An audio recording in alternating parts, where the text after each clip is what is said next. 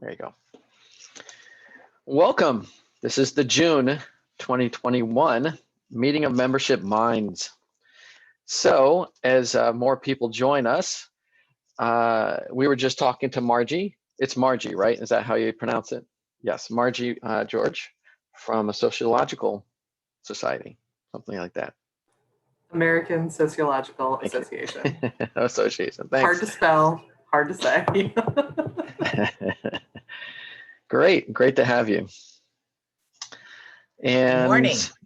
Good morning, Renee. I am now double vaccinated. Well done. Great job. I don't know what impelled me to say that, but I'm just so excited to not have to like sit and worry all the time. So it's something to be proud of. It certainly is. So so again, for Margie and the others, just to remind you that we're here to discuss membership issues. We really don't have an agenda. Any topic that you want to bring up or have some questions about or want to get feedback or people to share about, we're open to that. I really didn't come in with any topics myself this time. Scott, I don't know if you have anything on the top of your mind. I've got a question, actually. Oh, yeah, sure, Megan. Go, Megan. So Association of Child Life Professionals, we are a national association. There are a number of regional groups, but they are not connected to us. They're not chapters. There's no relationship that's been defined. And we're heading into, for ACLP, a strategic planning year. And I'm seeing an opportunity to bring people into the fold. We have people in the profession that are members of just their regional group, and they only join us when it's a year to recertify or some of those other things for discounts. So I'd like to bring this closer together. We're not at a place to go straight to chapters yet, but I'm wanting to just strengthen those relationships, start to formalize them, maybe through some resource sharing. These groups are very small. They don't have access to the networking platforms or databases or any of the things that we do at the national group. And I'm just curious if anyone has done this, if there are things I should be thinking about or pitfalls to look out for. That would be really helpful. We had a similar situation at AAM where we were sort of the National Association of Museums, but there were 5 regional associations for museum staff and 6 discipline-specific associations for museum staff and about a dozen really strong state associations for museum staff. So there was a lot of opportunity for competition. Mm-hmm. And we just started doing our messaging around making it a yes and decision. Like, please join your regional, if you work for a zoo, join AZA. There are real needs that get met on a local level, but there are also real needs that get met by having a national voice. And sort of, we did some really good segmented marketing with leaders from those associations who are also members of our association having testimonials on our marketing pieces so that we could really drive out the value proposition that it really is a yes and decision, and you get what you want by being a member of both. Yeah. Thank you.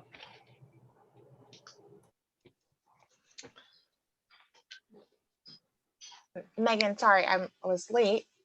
Hello, everyone. But I missed what you said, but it sounded very similar to something that I might deal with at my association. We are a national association and we have affiliates statewide. So I just kind of wanted to see if you could say in a nutshell. Yeah, we don't have affiliates, but there are regional groups that exist that they're all operating very differently. There's overlap in some cases, but the recurring theme is they don't have the resources or operational structures that we have. And we actually do get asked, could we have a space in in the National Association's networking platform for just our regional group and some of those things. So the fact that those asks are coming, it's like, I don't just want to give that away. I want to really define the relationship and put some structure behind it. I'm just trying to figure out, yeah, how we can inch towards, maybe a formal affiliation or chapter agreement down the line, but make it mutually beneficial now and realistic for what we're capable of right now. Like, we have a small membership team, so we can't, put a full person on chapters, but it feels like it's a place we could grow into. Megan, I don't know if it helps much, but we've talked a lot about this over the past years with CEX, the component exchange that's run by Bill Highway and Mariner Management and Marketing, Peggy Hoffman there. And, one of the things that you find is kind of a double-edged sword, because what happens is there's a first honeymoon step where folks are approaching you and saying, hey, we really want to be able to benefit from some of this centralization or access to resources. And then what will happen typically is there'll be a backlash where others, or even in a chapter where someone's the president for a couple of years and they rotate out, and then the next chapter leader comes in and says, well, this wasn't my idea, and it feels like a power grab from the central organization. And so what you want to do is strike a good balance and probably make these first steps extremely voluntary. Let them sort of help define their terms and conditions for working with you, to where you don't you're not leading them into something, to where they'll say, hey, this was your idea from the get-go. And then later, what happens is it becomes more prevalent. Then you can start to get into more of a traditional, a lot of clients I work with have, what they call healthy and viable chapter relationships, because your real payoff in the long term here is you give them access to some of your resources.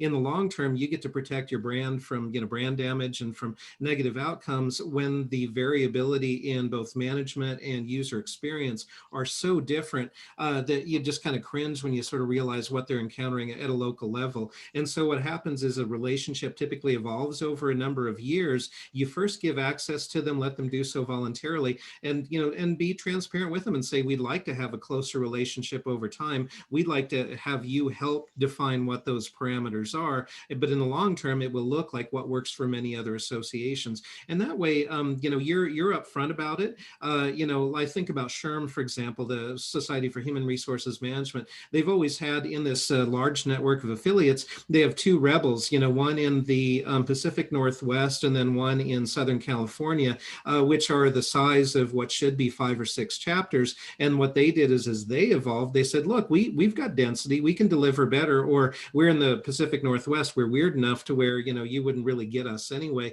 So for very different reasons, they actually have very successful track records there. And so I would say that I can't really sort of wrap that up in a bow very neatly, but I do think you have to let it evolve and then let it be kind of a reciprocal relationship with an intent to become more of an environment where you can actually sort of be assertive and actually, require, for example, regular leadership succession, make sure that they're actually not doing anything nasty with their books. I mean, that's usually what happens, so you can avoid scandals and things like that too in the long term. So. Right. Thank you. Sure.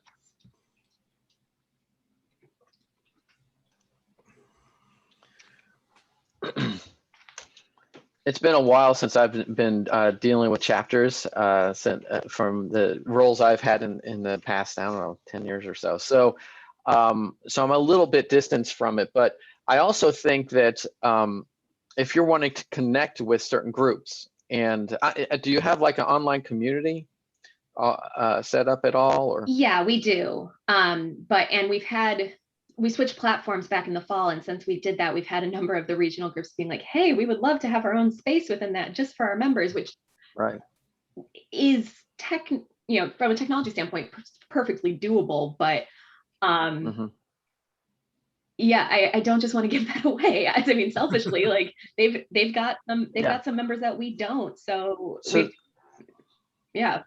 So that brings to looking at the new dues model. The membership model itself. Is there maybe a low grade membership that they can buy into to make sure that they do have access, basic access to all of these resources in that community, and it's ripe for upgrading, obviously, to get them to, buy into the full professional membership, or whatever you call that there. So, even if you call it a subscription, instead of a membership, you at least tie them to your organization. Yeah. And then you can, offer them some type of upgrade offer to get them as a full member while you're working out the, chapter or constituent relations, affiliates, whatever you want to call it, type of model for the organization overall. So it's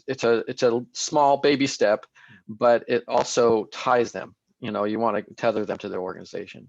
Yeah, I like that, just enough to get them onto the platform so they can have their group, but not the whole Right. membership benefits. Yeah, and calling it a subscription won't allow them all the other benefits of membership, but it differentiates the two, and you can again sell them on the fact that, well, you're not a full member yet, you're a subscriber, and we'd love for you to become a full member, and here's a great value that you would get.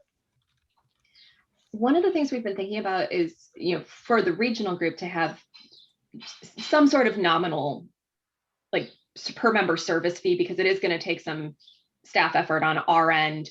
Has anyone done something like that? Have groups, again, long-term wanting to get to just a true affiliation, but in the meantime, we need to somehow offset. So our members join at the state level, and then they are also granted membership at the national level. And so a percentage of their dues do come to national. It sounds like we're maybe a little similar in what you're doing, in the sense that when members join at the state level, they also get access to their member benefits at that level. But then there's a whole host of member benefits at the national level that they get access to as well. I guess we also help support our state affiliates or our regional affiliates we provide them, kind of similar to what you were saying, they may not have the technology behind them, so we do allow them to use it. We also provide them, marketing support or resources that they need, often because they are smaller than we are. But one thing that we've also been experimenting with is affiliate services, and it's something similar to where we want to offer if you need help with back office support, or if you need, website support, we can do that. Now, we have a very small staff as well, only 15 people, so we're not large. But it's just something that we're testing to kind of help streamline things. And it also helps from a branding perspective, because our affiliates can kind of do what they want, per se, in that area. So by having this affiliate services, we can make sure all the information's up to date. And I liked what Kevin was saying Dan was saying in terms of having like a subscription model. So maybe, if your chapters were interested, they could, add on $5, and that could help support your technology infrastructure, but they're also getting access to it. So, so that's just something to think about.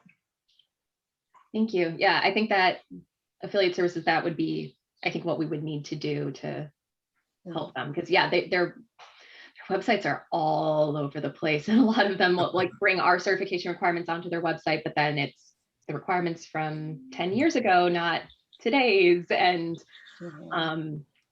I think we could help them with that. But yeah. Well, I can share with you our affiliate services brochure. It's something that we were planning to roll out prior to the pandemic, so it's kind of been halted, but there's some services that we help them with as of now. But I can share with you that brochure. That would be great. Thank you. Megan, just curious with your service fee, is this something where, as you were asking, could it be levied on a per member basis? Given how your chapters are structured, and like you said, they're all across the board, is it possible to consider just charging them a fee for access to that platform? in the short term, because I think sometimes, again, I sound negative when I say it, of course, but a lot of times people who are accustomed to doing as they please, will sometimes distrust, a fee that's levied on an individual basis, whereas if it's a relationship of the affiliate or the potential affiliate organization to the national organization, that they might be willing to pay, $5,000 or whatever a year, to where there's sort of a well-defined relationship there, and they can go fund it however they want to. They probably would levy something on their local members, but No, that's maybe I didn't speak clearly. That's what I was thinking, that the It was, yeah. regional group would pay the fee, but Okay. our groups are such different sizes that it has to be something scalable. So per member feels right to me, but Oh, okay. yeah. That makes sense. Yeah, I think you said per member. Yeah, I might and- have misunderstood. Yeah. It sounded like you're starting to worm into the relationship, and like you said, many of them aren't your members, and that's Right. where the area of opportunity lies later. Yeah. Yeah, I mean, as much as possible, I would like any financial transactions between us and the regional groups rather than individuals. Our members are hideously underpaid across the board. So, I mean, that's something just at the national level, we're always trying to figure out, how do we get it from their employers? How do we get it from sponsorship, not the individual? Them. Yeah. Right. Yeah, and it's been alluded to by Kevin, and I think everyone that's kind of talked to this, is the brand issue. And you want to be really careful, not careful, but really clear on making sure they understand that these are two different organizations, yours and theirs. And so you avoid the perception that you are the same organization, basically. So I think it's, until you work out that relationship and want it to be closely tied, you'd want to find a way to make sure that they understand that, because you don't want them being confused. As like, if they want to sign up for a webinar and they're a member of the regional and they think they're going to get the member rate, but they're not, because they're not a member of your organization. Right. It's those type of things that kind of, you really want to make sure you're clear in the communications and the branding, to make sure that they are clear in their own minds that they are members or not of your organization. Yeah. So I see some heads nodding there. Alex, did you you have similar experiences there? Hi there. Yeah, we kind of run across it in a variety of areas. Also in sponsors like to call themselves partners. Yeah. So it's really helping to define and clearly define and spell it out. So when they do still happen, which they always will, right? Yeah. You can come back to, well, tell me what you mean by when you say this, because here's what we say. And Mhm. that helps at least follow on a discussion, and then something else positive usually happens as a result of it. Yeah. Who are you with, Alex? It's the International Society of Explosives Engineers, and my son co-opted my name, so I'm actually Steve, but I'll play. Steve, sorry. No, that's fine. Okay. I'll play Alex on the call because it makes me younger and I have a full head of hair. Steve, I have to That's tell funny. you, my dad was a chemist in college. He studied chemistry. He had a reputation for setting off explosions in all the quads. And got into a lot of trouble. He'd be great for your organization. I would love to get his name. I will tell you that I'm 5 weeks in. And so when you're talking, I think, Megan, you were talking about the size of your staff, including me, there are 6.5. So we are tiny, tiny, tiny.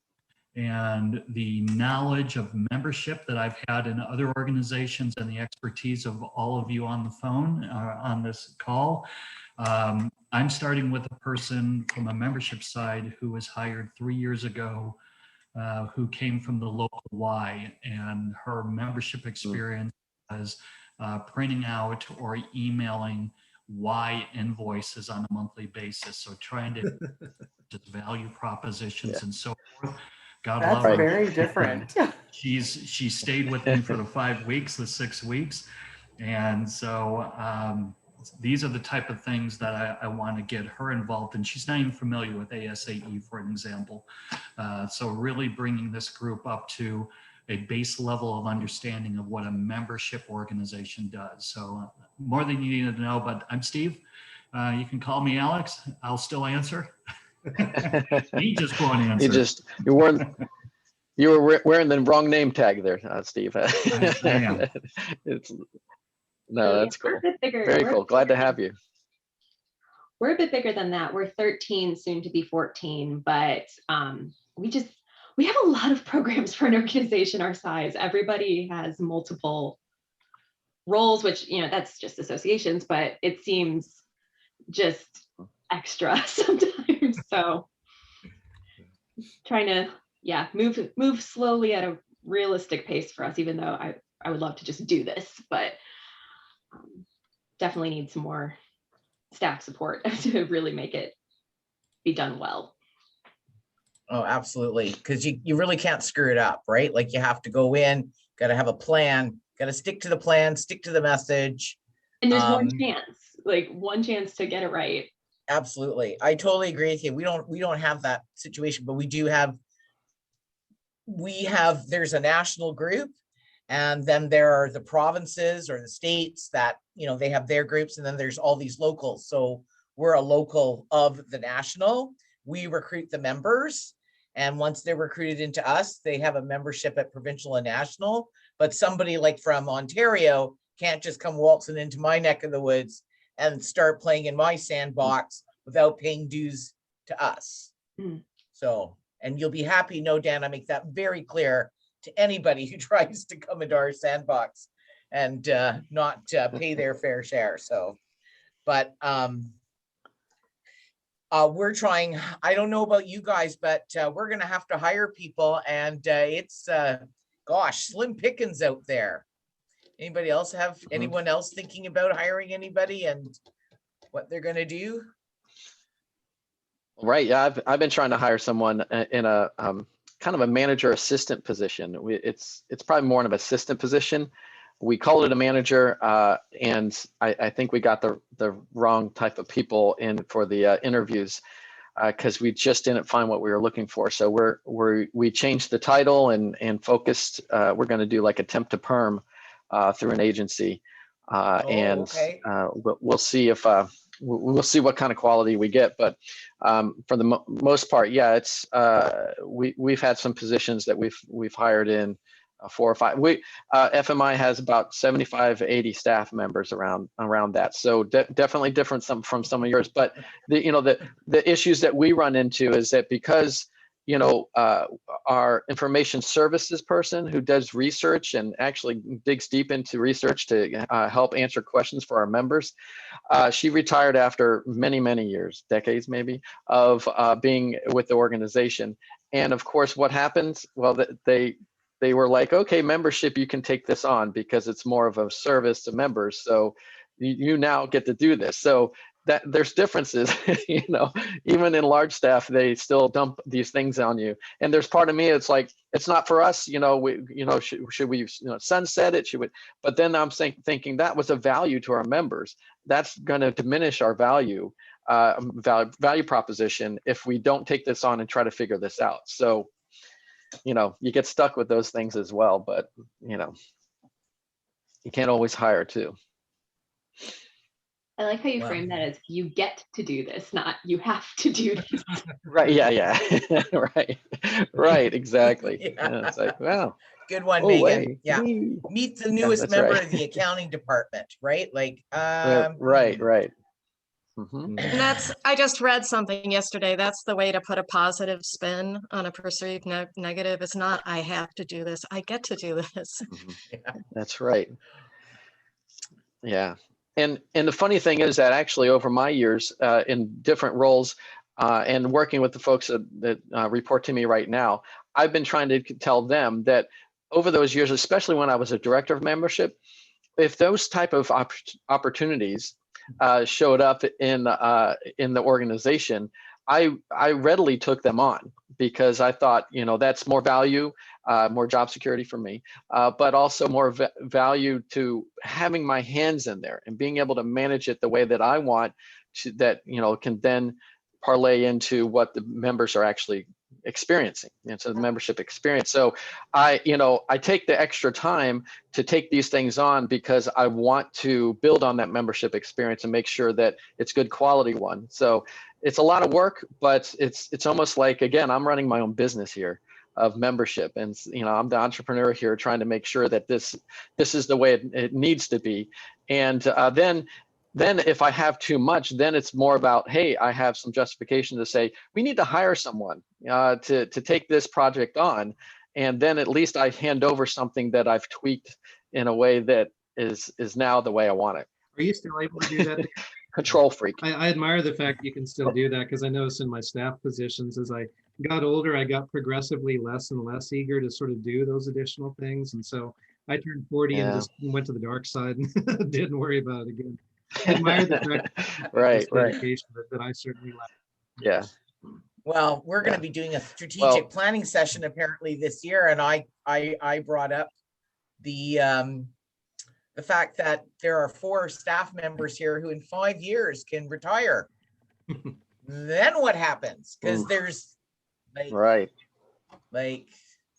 everyone just goes, what do you mean? It's like, well, technically I have other things to do in 5 years, and I'm just bringing it up. I'm not saying I necessarily will like right away. I'm even happy to train somebody, but it's just like they cannot, wrap their head around that. So I'll let you know what happens with the strategic planning in November, because it's like, these are questions, because, with this pandemic and stuff, I can't believe that there aren't good quality people out there. And yet, how do we find them and keep them and, bring them in so that we can, all of our organizations, right? Like, they're going to be around longer than, us necessarily being there. And I'd like to think that after all my years of hard work, because not unlike you, Dan, I've done the same thing where I've taken on lots of extra things, but I would like to know that, if I came back to the office, 10 years later, at least it would be humming along, right? Like, they don't have to do exactly what I did. I would just, I would hate to think it all comes crashing to an end or whatever. So like to have a legacy. That's the word I was trying to think of. I don't know. Well, anyways. So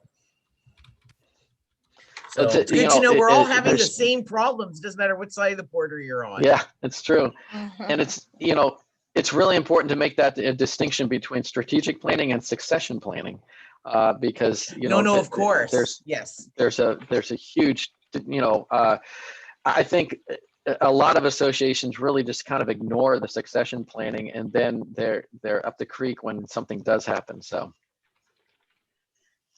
Well, exactly. The only reason is I'm trying to get it brought up at least in strategic planning, because that should be a strategy for moving forward, in addition to all the other things we have to, kind of cover, right? So, because if no one ever brings it up, they'll just ignore it. It's amazing how you can just keep ignoring that one. It just keeps moving further down that pile.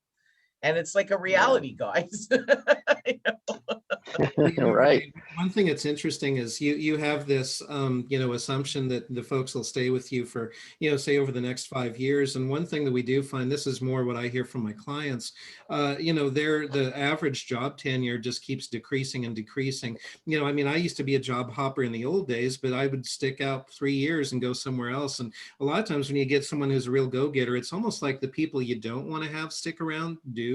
And the people that you really cherish and go, wow, this person's really ambitious. They're so ambitious, they just left us. So, it is a tough thing where a lot of times I think the way that we think about staff has to change. It hasn't already, just fucking with it as hard as recruitment of new staff is. Yeah. Yeah, well, I don't know if you guys have seen the articles that have been out. I think the Washington Post just did one about how people are just resigning. They're just quitting. And they're just like, peace out. This doesn't work for me. I'm going to find something else. And they just quit, which back in the old day, Kevin, you and I were similar, except I was actually there shorter than many places where you were. I was like, 2 years, peace, I'm gone. See ya, I can't do this anymore. And that was before, where everybody looked at me and was like, holy cow, how can you only stay for 2 years? You're going to destroy your resume. And I was like, yeah, I know, but that's fine. I'm willing to take that risk. But now they're just leaving. People are just leaving. I don't know where they're going, but they're just leaving. Well, I people know, who right? know us back then, Scott would always say, okay, where are you now? I mean, just, they just expected it, right? That's part of your brand. So Hey, Yeah. Scott, I didn't see that. Is that across all industries? Did they say what industries? Does that include the world we play in?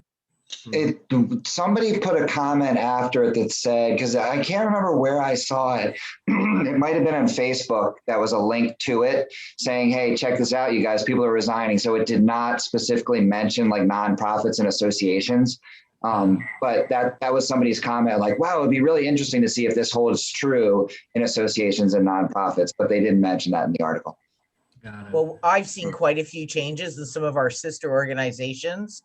And in fact, I'm going to meet with the new president of one of our sister organizations on Friday and see how things are going and stuff. I've been here 18 and a half years. I already know I'm abnormal in that regard, and that's fine. And I can live with this. And, I often thought about jump and chip, but you know what? The grass really is sometimes always greener on the other side, right? So I've stuck it out. I've really enjoyed it because this has been an entrepreneurship kind of position as well. I started off as one thing and now I have this whole thing going, but I don't know, it's hard to find people. And you know what? You're right. I think they are just dropping off the face of it. I think this pandemic has shown people what, they're willing to do and not do. Yeah. Yeah. I mean, the recent, we had two recent ones, the information services person and our membership manager in our department. She was with FMI since 1978. So yeah, and the other lady was, again, close to 30 years, I think. So it was basically, the pandemic basically said, hey, if you haven't retired yet, you probably should. It seems that they've realized what could what they're faced with. So and that's without retirement parties or anything. It's all virtual. So it was very interesting to see that. They didn't wait it out. So yeah, I see a lot of that too, and I've heard a lot of that, and it should be interesting to see how it shakes up. I mean, in the food industry right now, that is the number one topic, is that they need staff, and they don't have anyone showing up at those interviews that are worth hiring. So they are yeah, they are constantly asking each other, what are we doing? How do we hire? How do we get more people interested in this industry? So it's a problem that we're still trying to find a solution to. Well, I was And on again, a trip with my a sales trip with my girlfriend up in the north of BC, and every restaurant we went to, one server, one cook. They can find nobody to replace, right? Because of all the stop, start. And a lot of people have said, whoa, I'm going to computer class or something like that, I guess. And so they're like, yeah, it's going to be, I think, well, very interesting. We're going to need to hire a couple of people. I don't know where we're going to get them from. I think down here in America, when the stimulus and the unemployment were kind of run out, then I think there might be a lot more people looking for jobs that aren't right now. So we will see. Well, from your lips to God's ears, because eventually that will run out here in September. Is going to be the last check. So I am hoping that good people will come to the fore and, want to be a part of things again. I certainly hope so anyway. So yeah. Well, no, I was just saying that I think that, the pandemic obviously was unexpected, and people, a lot of people used to gravitate towards restaurant jobs, especially those out of college. And I even know a lot of people that, that was their main career, depending on where they worked. That's a really scary situation to be in if you still don't have a job for a year and a half and there's nothing you can do to get a job. And I mean, to go back into that industry. So I feel like there should have been a large transition. And I've heard a lot of people that have made that transition out of the restaurant industry or out of the service field because it's unpredictable now and who knows what's going to happen. So it might just be that people maybe aren't aware, or maybe they don't know where to look, because most people that are in those fields, like, they don't know about ASA's Career Center.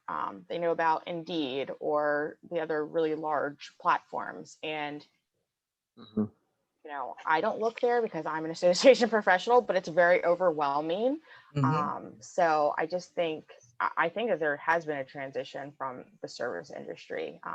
And yes, I don't know what those, well, how that field will fare in the future, I guess, to say. Yeah. Probably more. Oh, it's going to be a crazy new frontier. Mhm. Right? Because I would like some of that customer service experience to come on into membership, right? Mhm. Because what are we? Yeah. We are customer service, really. A more Mhm. fancy way of doing it, I guess. But, you know, You're serving differently, you know. Yeah, exactly. It's still personalized service, and you know, taking care of each and every member that shows up and comes in that restaurant. So, Exactly. well, it's about 8 after. We usually kind of go a little bit longer than the half hour, but any other, you know, big issues or anything that you guys want to talk about? Well, I have to If- think about increasing dues somehow. And I had a thought, which Mm, was rather than increase dues, maybe I'm going to add an admin fee to everything. Mm. Anyways, maybe Hmm. you and I can talk about that. I don't know, Dan. I'm just trying, Yeah. because with this pandemic and Um, stuff, the old, you know, in the beginning, I was getting stupid comments like, hey, is there a, you know, a COVID discount? I was like, yeah, no, there isn't. So working Mhm. just as hard. Thank you Right. very much. And nowhere else anyone's giving you a Right. discount. So don't start with me, right? So you're laughing at me, Dana. Did you have that as well with your clan? Oh, Your I wasn't laughing at you. oh, I'm smiling, but I wasn't Oh, laughing okay. at you. No. Well, you know, I will say we did see a lot of organizations giving discounts. A lot of Mhm. what was it, like your cable service? You know, they'd say, "Oh, are you having, you know, financial hardship, student loans?" So for the first, I would say, the pandemic hit in March. So people who were due to renew in March. Hmm. And I think in our summer months, we did extend their membership until September without charging. It was just, I mean, it was kind of chaotic, and it was like, how can you, the whole world was shutting down, and we just felt it was best to pause it for a little bit. But I did hear of a lot of associations either saying, you know, if you need assistance, then contact me. Some did it, you know, across the board like we did, and others did it based on if they needed it, then they contacted. And I did it on based if they needed it. If they asked, made the request, I was happy to accommodate. Like, you know, not really that big a deal. We can't really pause a membership with our organization based on the bylaws. But if someone came to me and said, Renee, can I give you the money in a couple of months, or can I go on a payment plan? I was happy to make that happen for them. Accounting wasn't very happy, but I was happy to do it for them. Renee, is there a way that you could test an admin fee versus an increase? Is there a way that you could pick a group and try it? Just because I know personally, and I'm not representative of the world, obviously, but I hate when I want to buy something or join something, and all of a sudden they go, cool, the price is this. And then you look at it and they charge you for their admin. I'm like, don't charge me for your admin. I'd rather you just make me pay full price, you know? And that's just my gut feeling. I don't like it. Doesn't mean that other people won't react that way, but no,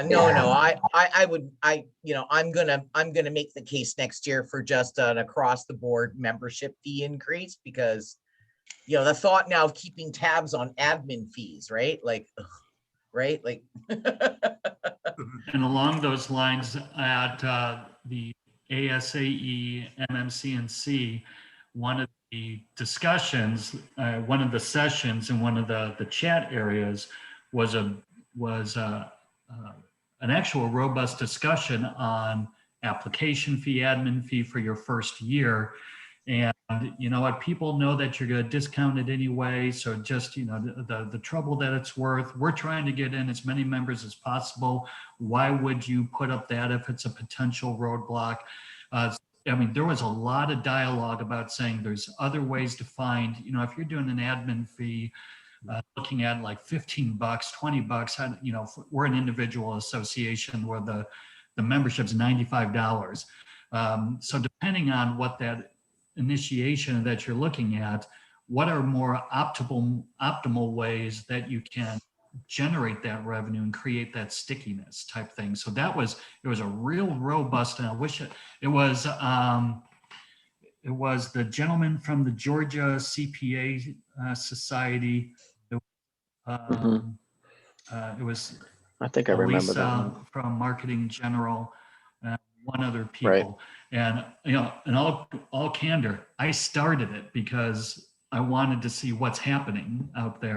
And it was fun. I mean, the chat thing just lit up. So, there's a lot more people who are saying, don't bother, get them in, figure out ways to keep them in. Don't let it be a roadblock. Good idea. Find other ways to add that value, that incremental, again, whatever you're looking at. There's better ways to make it to keep people happy. Yeah, Yep. I wasn't really excited about Totally the agree idea, with but that. it was brought up, right? And it's always good to get other people's opinions. Yeah. I personally, I Yeah, think it's of it as an accounting nightmare. Yeah, it is. And it's like you said, keeping track of it and trying to figure it out. And, you know, it seems like it's one of those things where, you know, a lot of organizations or companies set that up, and then, you know, they set it up because it's another incentive to get people to join or renew. Say, you know what, I'm going to waive that fee, you know, if you just take care of it now, you know, that type of thing. And it's I don't know. It doesn't, to me, it's like rip off the Band-Aid, do a dues increase, and, you know, and find a way to justify it, you know, make sure that you know, communicate why and what it's needed for. And, you know, it usually falls out. Yeah. And again, from my experience, when you do a dues increase, you always end up with more revenue. Yes. You may lose counts, but you always end up with more overall revenue for the organization. And I have yet to see anyone prove me wrong on that one. So, so just, Are you know challenging that you us, might lose some Dan? counts and there might be a retention. Are you? No, I'm knocking on wood right now, but it is one of those things where it seems like a kind of a principle out there that, yeah, you're going to generate the revenue, and you're just going to have to accept the fact that you may lose some members or lose some retention, you know, points, but for the most part, you just do it. Okay, well, we'll be chatting. I would say I'm not a fan Okay. of service charges or administration fees. So Yeah. I'd rather. Well, just, you know, Yeah. I don't want to do it. It just came up and I thought, well, I'll just throw it out there and see what the reaction is. And I'm so glad you all kind of agree with me. So it makes it easier for me. Yeah, happy to react. So, all right. Well, All right. Well, I have to great go now because I conversation. have to tell 8 Yep. new companies they're brand new members. So all right, give them the good fantastic. news. Congratulations. Great job. We've been, Thanks, everybody. knock on wood, really lucky. Thank you. But construction right. has been going strong in British Columbia.